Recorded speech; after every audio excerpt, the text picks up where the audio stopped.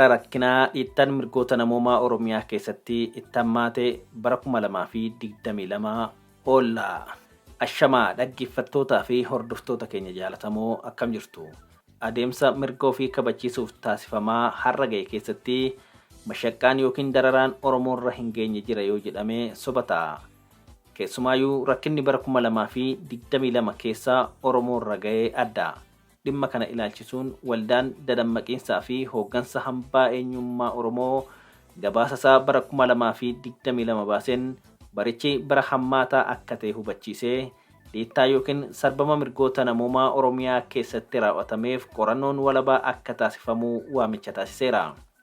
Sagantaan haqaa fi hanqii har'aas gabaasicha bu'uureffachuun dhimma sarbama mirgoota namoomaa Oromiyaa keessatti raawwatame irratti xiyyeeffatee wanta qindeeffatee gurra isin buusuuf jira. Haga xumura sagantichaatti turtiin keessan akkan waliin ta'uuf asuma achi isin affeerra. Qopheessituun Urjii Waariyoo Gulaalan Abdii Waaqayyoo kan isiniif dhiyeessu immoo ani Gurmeechaa Gammachuuti. Turtii mishaa.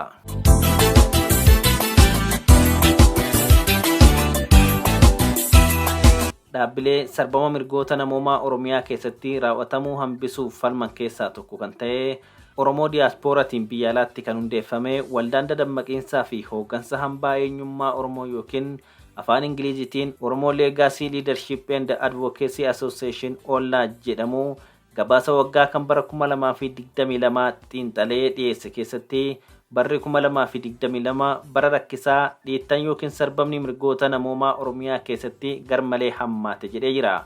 Ollaan gabaasasaa fuula 33 ta'u kanaan Gamtaa Afrikaa Finfinnee maadheeffate dabalatee hawaasni idil-addunyaa mootummaa Itoophiyaa irratti dhiibbaa gochuun gocha hammeenyaa bara 2022 qofa osoo hin taane ministeerri muummee Abiy Ahimad erga aangootti dhufee bara 2018 kaasee gochaawwan hammeenyaa raawwataman irratti qorannoon walabaa akka gaggeeffamu waamicha taasiseera. Mootummaa Itoophiyaa ta'ee hawaasni idil-addunyaa mirgoonni namoomaa lammiilee biyyattii sirnaan akka kabajamaniif tarkaanfii sirreessaa fudhachuu irratti gumaacha akka taasisan gaafateera.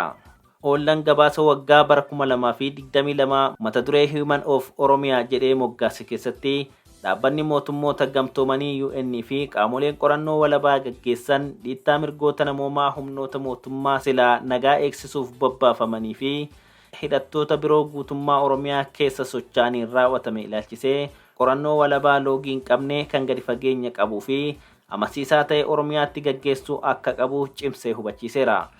Kana malees namoota sarbama mirgoota namoomaatiin gaafatamuu qaban seeratti dhiyeessuu irratti cimsee akka hojjetus gaafateera. Ollaan qorannoo gaggeessuu fi ragaalee ofumaa walitti qabaa ture dabalatee gabaasaalee miidiyaa irratti hundaa'uun sarbama mirgoota namoomaa dhalattoota Oromoo irratti raawwataman kanneen akka ajjechaa seeraan alaa, hidhaa, dararaa, qabiinsa namummaa hin qabne, dhoorkaa tajaajila fayyaa, kunuunsa al-namummaa fi qabeenya namoota dhuunfaa barbadeessuu fa'aa galmeessaa fi mirkaneessaa turuusaa addeesseera.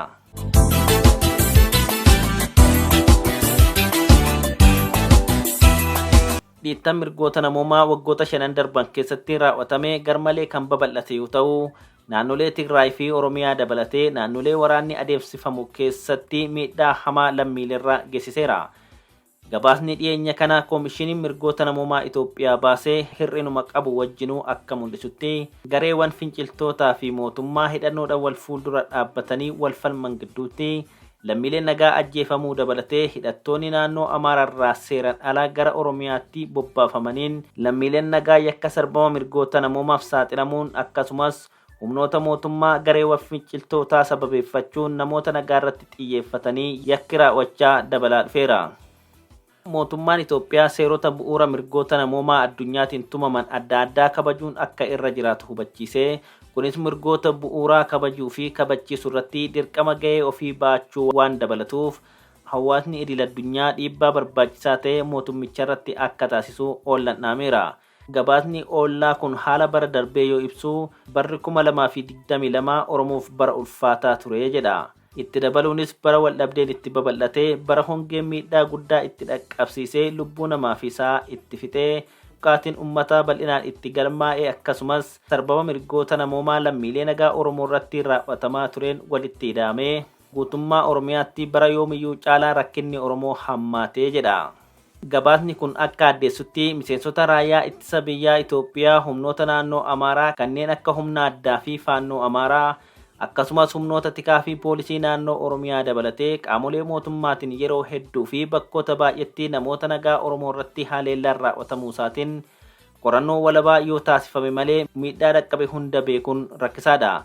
Dhimmoonni ragaa irratti hundaa'ee argate amansiisoo ta'uu kan ibsu gabaasni kun haleellaa raawwatamaa jiruun qaama namoota nagaa irratti miidhaan dhaqqabeera. Ajjeechaan murtii malee raawwatameera. Qabeenyawwanii fi qe'een namoota nagaa ibiddaan barbadaa'aniiru, saamamaniis fudhatamaniiru. Addatti immoo lixaa fi giddugaleessa Oromiyaa bakkaawwan uummanni baay'inaan keessa jiraatutti haleellaan diroonii itti fufinsaan raawwatame lammiilee nagaa hedduu galaafachuu fi haleellichi guutummaa Oromiyaa keessatti akka malee dabaluu gabaasni kun ni eera. Fakkeenyaaf haleellaa sadaasa 2 bara 2022 godina Wallagga lixaa magaalaa Biilatti raawwatameen namoonni baay'een ajjeefamanii kanneen dhibbaan lakkaa'aman ammoo miidhamuu miidiyaaleedhaan gabaafamaa ture. Haleellaan diroonii kun Shaggar lixaa Coobittis lammiilee nagaa hedduu galaafachuun ni yaadatama. Salaalee keessattis akkasuma. Haleellawwan diroonii kunniin namoota nagaa mana jireenyaa isaanii keessatti, mana barnootatti, bakka gabaatti, hojii qonnaa keessatti ajjeesaa turan.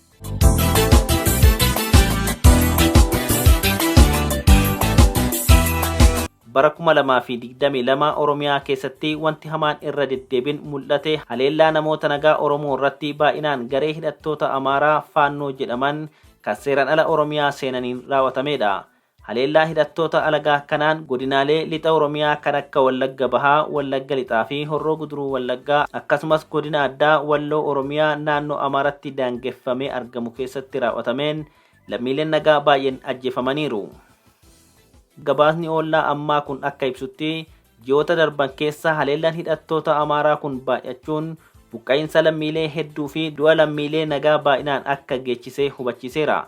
Fakkeenyaaf hidhattoonni Amaaraa faannoo jedhaman sadaasa 25 fi 29 bara 2022 jiraattota godina Wallagga Bahaa aanaa Kiramuu irratti haleellaa adda addaa 2 erga raawwataniin booda itti fufuun haleellaa biraa aanaa Giddaa Ayyaanatti raawwachuun lubbuu namootaa galaafachuu maddiitti qabeenya gubuu gabaasni kun ni eera. Haleellaa kanaanis uummanni aanaa Kiramuutti gandoota 19 keessa jiraachaa ture guutummaatti buqqa'ee akka ture gabaasni kun ibsuun bara 2022 darbe kana keessa hidhaan seeraan alaa bal'aan lammiilee nagaa Oromoo mudachaa turuu ifoomsa. Kana malees godina Wallagga Bahaa aanaa Kiramuu keessatti haleellaadhuma hidhattoota faannoo Amaaratiin raawwatameen abbaa murtii mana murtii aanaa Kiramuu obbo Daamxoo Kaffaaloo Gammadaa dabalatee lubbuun namoota hedduun galaafatamuu gabaasicha keessatti hammatameera. Dhiittaan mirga namoomaa Itoophiyaa keessatti Oromoo irratti raawwatamaa jiru itti yaadamee kan gaggeeffamu yoo ta'u, Oromoo yeroo baay'ee haleellaa qaamolee mootummaa fi qooda hidhattoota alidilee bakkoota biraarraa seeraan ala Oromiyaa seenaniif saaxilama. Walumaa galatti mootummaan Itoophiyaa mirgoota namoomaa uummata Oromoo eeguu fi dagaagsuuf dirqama isaa akka ba'u akkasumas himannaa dhiittaa mirgoota namoomaa ilaalchisuun irratti dhiyaachaa jiruuf qorannoo walabaa akka eegalchiisu yookaan hayyamu akkasumas akkuma waliigaltee dhukaasa dhaabuu TPLF waliin godhee waraana bilisummaa Oromoo WBO waliinis waliigaltee hunda galeessa ta'eef mariitti seenuun akka danda'amuuf waliigalteen dhukaasa dhaabuu hatattamaan akka godhamu dhiibbaa gochuun akka barbaachisu ollaan gabaasa kana keessatti yaada dhiyeessee jira. Rakkoon Oromiyaa keessa jiru karaa mariitiin qofa furamuu akka qabu kan akeeku gabaasichi adeemsa marii hunda hammatee nagaa waaraa fi tasgabbii fullaa argamsiisuuf haqni ce'umsaa yookiin transitional justice hunda hammatee akka diriiru gaafateera.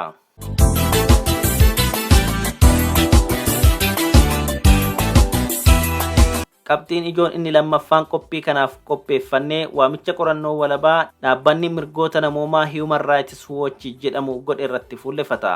Human Rights Watch ibsaa majjii 12 baaseen naannolee waraanaan hubamanitti qorannoo walabaa fi ce'umsi haqaa bu'a qabeessi akka taasifamu gaafate. Dhaabbanni idil addunyaa haala mirgoota namoomaa hordofu kun gabaasa isaa waldhabdee Itoophiyaa biroo jedhee waame keessatti waldhabdee kaaba Itoophiyaa keessatti uumame saniin dura yeroo dheeraa dura naannolee duraanuu sababa waraanaatiin rakkachaa jiran dabalatee dhiittaa mirgoota namoomaa Oromiyaa keessatti itti fufeen sarbamni mirgoota namoomaa bal'inaa fi hammeenya caaluun mul'achuu ibseera. Miidhaawwan lammiilee mudatan kunniin hedduun isaanii ammayyuu kan itti fufan yoo ta'u, xiyyeeffannaa idil-addunyaa hatattamaa akka barbaadan ibseera. Ce'umsi bu'a qabeessa ta'e akka mirkanaa'uuf sarbama mirgoota namoomaa ilaalchisee qorannoo walabaa naannolee waraanan hubaman keessatti taasifamuu malu akka hayyamamuuf qaamolee waraanatti hirmaatan irratti dhiibbaa akka godhan hawaasa idil-addunyaa gaafateera. Waraana Raashiyaa fi Yuukireen gidduutti taasifamaa jiru wajjin wal bira qabamee yoo ilaalamu waraana Itoophiyaa keessatti waggoota lamaaf dhiiga dhangalaasaa turee fi ammas naannolee akka Oromiyaatti itti fufee jiruuf xiyyeeffannaa akka malee xiqqaa ta'etu kenname. Harka 4 keessaa harka tokkollee jedheera. Kanuma wal qabatees duguugga sanyii lixa Tigraayitti dhalattoota Tigraay irratti raawwatamuu saas eeree ajjechaa maddiitti miidhaa yookiin haleellaan koorniyaa hidhaan jumlaa fi namoota kumaatamaan qeerraa buqqisuun haalan hubatamuu ibse. Kana malees mootummaan federaalaa Tigraayitti marsuun bahinsaa fi seensa tokkollee kan dhorkaa ture yoo ta'u bara 2022 keessas itti fufee lammiilee nagaatiif nyaanni qorichii fi qarqaarsi namoomaa lubbuu baraaruu akka hin geenye ugureera. Tajaajiloonni akka elektirikaa, baankii fi qunnamtiis akka hin jiraanne taasisuun faallaa seera idil-addunyaa ta'een gocha farra namoomaa olaanaa raawwachuu ibseera. Dhaabbata mootummoota gamtoomanii dabalatee biyyoonni akka Ameerikaa fi kanneen biroo qorannoo walabaa taasifamee qaamolee waraanicha irratti hirmaachuun yakka raawwatan irratti dhiibbaa taasisuudhaan gaafatamummaan akka dhugoomfamu gaafachaa turan. Dhaabbileen siyaasaa, hawaasummaa fi namoomaa adda addaallee akkanuma dhiittaa mirgoota namoomaa ilaalchisee qorannoo walabaa akka gaggeeffamu gaafachaa turan. Gaagama namoomaa Human Rights Watch naannolee biroo biyyattii jechuun waame kan akka Oromiyaa keessatti deemaa jiru yeroo hubachiisu immoo humnoonni mootummaa fi gareen hidhattoota naannolee biroo keessumaa naannoo Oromiyaa keessatti yakkoota ciccimoo raawwataniiru jedha. Walumaa galatti hokkora waraanaan uumamee fi hongeen gaagama namoomaa hammaatan Oromiyaa kibbaa fi kibba ba'aa mudateen namoonni miliyoona 20 ol ta'an qarqaarsa namoomaa akka barbaadan dirqamsiisee jira. Dhaabbatichi ibsa isaa kanaan lixa Oromiyaatti waraanni humnoota mootummaa fi hidhattoota gidduutti godhamu yakka hammaatan gama lamaaninuu akka raawwatamu sababa akka ta'e hima. Yakkoonni seera idil-addunyaa keessattuu tumaalee mirgoota namoomaa cabsan kaaba Itoophiyaa fi Oromiyaatti qaamota waraanatti hirmaataniin kan raawwataman ta'us itti gaafatamummaa raggaasisuuf garuu tattaaffiin mootummaan taasisee fi taasisaa jiru quubsaa kan hin taane iftoomina kan hin qabnee fi rakkoo walabummaa kan qabu akka ta'e hubatamee jira.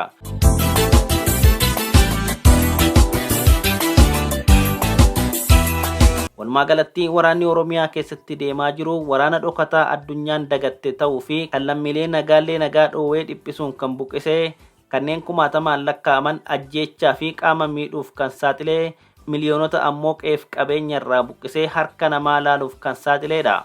Haleellaan ammas babal'ataa jiruu fi waraanni kutaalee Oromiyaa adda addaa keessatti taasifamaa jiru sarbamiinsa mirga namoomaa hammaatatiif lammiilee nagaa saaxiluun akkuma itti fufetti jira. Waamichi qaamoleen siyaasaa, hawaasummaa fi mirgoota namoomaa taasisaa jiran kan bu'aa buusuu hanqateef akkuma ibsa Human Rights Watch keessatti kaa'amee xiyyeeffannoo waraana kanaaf kenname xiqqaachuu isaatiini. Xiyyeeffannoon xiqqaachuun ammoo uwwisa miidiyaalee addunyaa argachuu dhabuurraa kan maddu yoo ta'u mootummaan Itoophiyaa dhimmoota sarbamiinsa mirgoota namoomaa ukkaamsuuf tarkaanfii fudhatus hubatamuu qaba.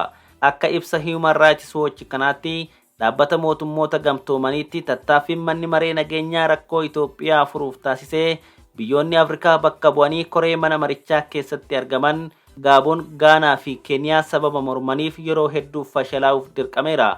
Haalli waraanichaas gabaasa miidiyaalee walabaatiif cufaa ta'uun dubbii kana ukkaamsuu keessatti qooda olaanaa qaba. Rakkoon Oromiyaa kun marii fi araara furmaata siyaasaa argamsiisuu fi lammiilee miidhaman ilaalchisee ammoo adeemsa haqa ce'umsaa yookiin transitional justice mirkaneessuu danda'uun akka xumura argatu nutis waamicha gochaa kanumaan qophii keenya haqaa fanqii har'aa xumurraa horaa bulaa.